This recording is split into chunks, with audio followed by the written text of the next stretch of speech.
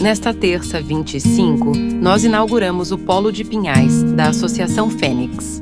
Este espaço, gentilmente cedido pela Prefeitura de Pinhais, será dedicado ao atendimento de crianças e adolescentes dentro das ações do projeto Caminhos de Cura, em convênio com a Itaipu Binacional. Acompanhe como foi o evento.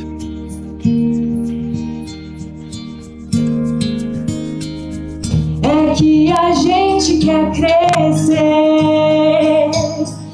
e quando cresce quer voltar